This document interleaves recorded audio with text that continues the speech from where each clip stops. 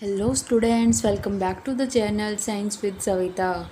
और आज का जो टॉपिक है अपना वो है इलेक्ट्रिसिटी। इलेक्ट्रिसिटी में एक लेक्चर हम ले चुके हैं। उस लेक्चर में हम पढ़ चुके हैं इलेक्ट्रिक करंट के बारे में।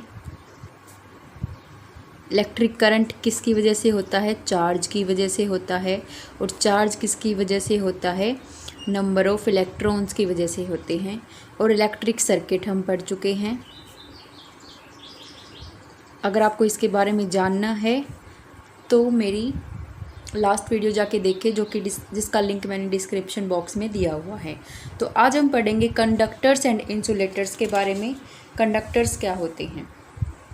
देखिए, कंडक्टर्स क्या होते हैं? Conductors are the materials that allow electricity to flow through them easily. वो मटेरियल जिसके अंदर से जो इलेक्ट्रिसिटी है वो फ्लो कर सके, यानी कि इलेक्ट्रिसिटी यानी कि करंट फ्लो कर सके। वो मटेरियल्स क्या होते हैं? अपने कंडक्टर्स होते हैं। And this property of conductors that allow them to conduct electricity is known as conductivity. यानी कि वो प्रॉपर्टी जिसके कारण करंट उन मटेरियल्स के थ्रू क्या करता है? करंट फ्लो करता है। तो उस प्रॉपर्टी को क्या बोलेंगे? कंडक्टिविटी। कुछ एग्जांपल्स देखिए। ग्रेफाइट के अंदर भी करंट पास हो सकता है। ह्यूमन बॉडी के अंदर भी करंट पास हो सकता है। अर्थ के अंदर भी करंट पास हो सकता है।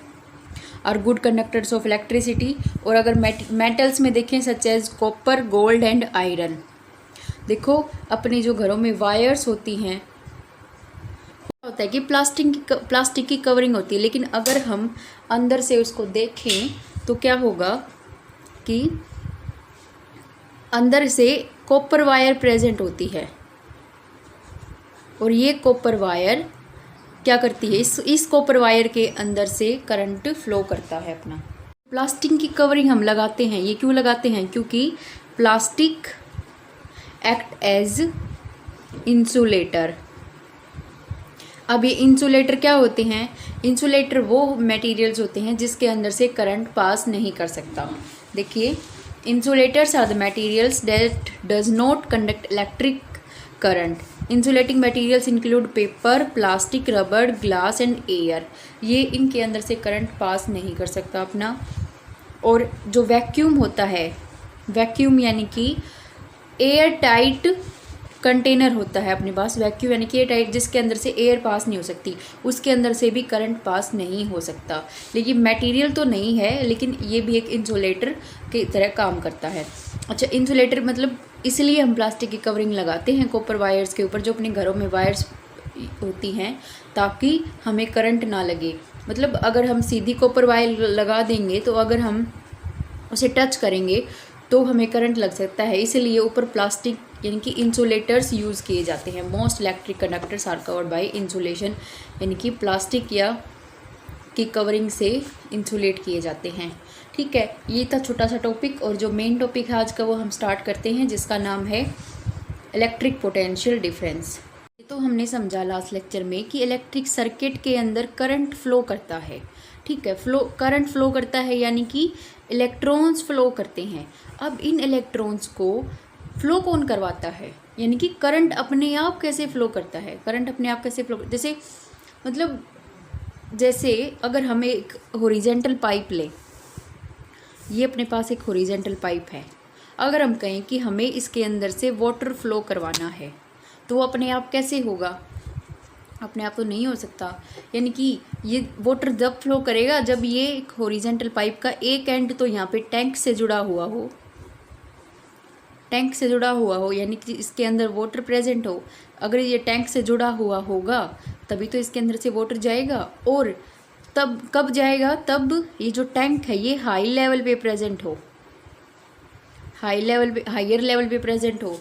और जहाँ से हमें वाटर फ्लो करवाना है, यानी कि वो क्या हो, इस लेवल से नीचे के लेवल पे प्रेजेंट हो, लोअर लेवल पे प्रेजेंट हो। यानी कि कुछ ना कुछ प्रेशर डिफरेंस होना चाहिए। पाइप के दोनों एंड्स के बीच में प्रेशर डिफरेंस होना ज़रूरी है। अगर हम करंट की बात करें, करंट इन इलेक्ट्रिक सर्किट कैसे फ्लो करता है। देखो यहाँ पे इसी तरह प्रेशर डिफरेंस, यहाँ पे प्रेशर डिफरेंस होना ज़रूरी है, तो इसी तरह यहाँ पे इलेक्ट्रिक प्रेशर डिफरेंस होना ज़रूरी है। इलेक्ट्रिक प्रेशर डिफरेंस होना ज़रूरी है और इस इलेक्ट्रिक प्रेशर डिफरेंस को हम बोलते हैं पोटेंशियल डिफरेंस।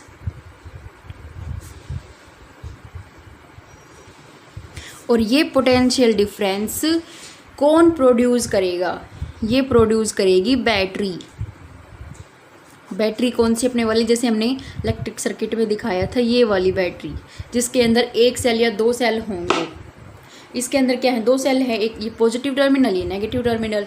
तो ये बैटरी क्या करेगी? जो इसके अंदर केमिकल एनर्जी स्टोर्ड है, जो केमिकल एनर्जी इसके अंदर स्टोर है, उसको यूज़ करेगी और इन दोनों टर्मिनल्स के बीच में पोटेंशियल डिफरेंस क्रिएट करेगी। पोटेंशियल डिफरेंस क्रिएट करेगी और तब जब ये बैटरी एक सर्किट से जुड़ी हुई होगी, ऐसे एक सर्किट में जुड़ी हुई होगी, तो ये जो पोटेंशियल डिफरेंस क्रिएट हुआ है, यानी कि इस पोटेंशियल डिफरेंस के कारण जो करंट है वो अपना फ्लो करेगा। जो करंट है आई, यानी कि अपना फ्लो करेगा। ठीक है, तो ये होता है इलेक्ट्रिक पोटेंशियल डिफरेंस। पे आते हैं इलेक्ट्रिक पोटेंशियल की अगर हम डेफिनेशन देखें तो the difference between two points यानी कि positive terminal and negative terminal in electric circuit carrying some current as the work done to move a unit charge from one point to other. ठीक है, इसका मतलब क्या है कि जो अपनी बैटरी है उसने अपनी केमिकल एनर्जी जो उसके अंदर स्टोर थी उसका यूज़ किया, यानी कि कुछ काम किया। काम किस लिए किया? पोटेंशियल डिफरेंस को क्रिएट करने के लिए, ताकि एक यूनिट चार्ज मूव करेगा तभी तो करंट मूव करेगा ना, ताकि एक यूनिट चार्ज फ्लो कर सके। कहाँ से कहाँ तक? From one point to another. तो पोटेंशियल डिफरेंस क्या हो गया? वर्क डन, जितना काम हुआ, अपॉन चार्ज, जितना चार्ज फ्लो हुआ। तो पोटेंशियल डिफरेंस को हम किस में मेज़र करते हैं? वोल्ट में मेज़र करते हैं। SI unit of potential difference is volt. ठीक है, volt is equal to work done upon coulomb. Coulomb क्या है? चार्ज की यूनिट है। तो 1 वोल्ट की अगर हम डेफिनेशन देखें तो वो क्या होगी? 1 volt is defined as the potential difference between two points in a current carrying conductor. एक कंडक्टर के अंदर दो पॉइंट्स के बीच में वो पोटेंशियल डिफरेंस जिसमें 1 जूल काम किया हो।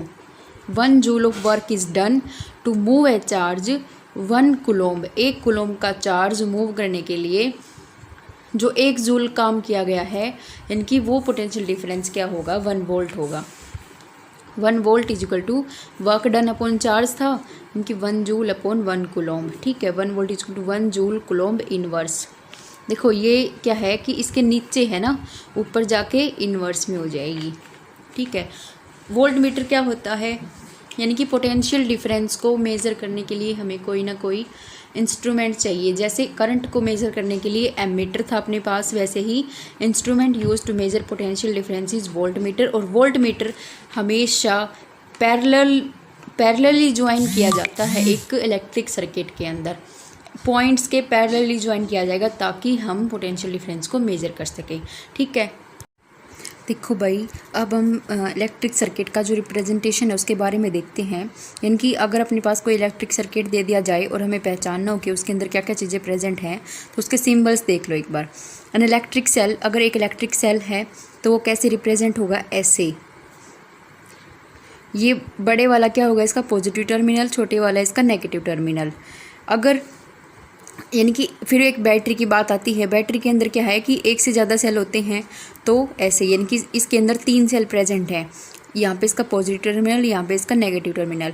हमेशा ऐसे ही लगाएंगे आप, positive negative positive negative positive negative. फिर आती है की बात, यानी कि स्विच की बात। ओपन और ऑन और ऑफ करने के लिए अगर जो सर्किट है वो ओपन है तो वो ऐसे दिखाई देगी वो की, और अगर क्लोज्ड है तो वो ऐसे की दिखाई देगी। ये क्या है, वायर प्रेजेंट अपने पास। ये वायर मतलब ऐसे हम ऐसे कंडक्ट करें, एक कंडक्टर के अंदर सारी चीज़ें कनेक्ट करते हैं ना। अगर ज्वाइंट है कहीं वायर में तो ऐसे दिखाई देगा, और अगर जो वायर है वो क्रॉस कर रही है बिना किसी ज्वाइंट के तो ऐसे नीचे से एक वायर पास होती हुई ऐसे आएगी। इलेक्ट्रिक बल्ब को हम ऐसे ड्रॉ करेंगे। रजिस्टर या रेजिस्टेंस आर, ये हम आगे पढ़ेंगे, उसको हम ऐसे शो करेंगे। वेरिएबल रेजिस्टेंस है या रियोस्टेट जो होता है उसको हम ऐसे शो करेंगे। एमीटर को हम ऐसे शो करेंगे, और वोल्ट मीटर को ऐसे, यानी कि पॉजिटिव नेगेटिव टर्मिनल हमें इसका दिखाना ज़रूरी है। ठीक है, नेक्स्ट लेक्चर में हम पढ़ेंगे ओम्स लॉ के बारे में और उसके एप्लीकेशंस के बारे में। Please watch out complete video, और अगर आपको नोट्स चाहिए हैं तो प्लीज़ मेरी टीचमेंट ऐप पे क्लासरूम में जाके एनरोल करें।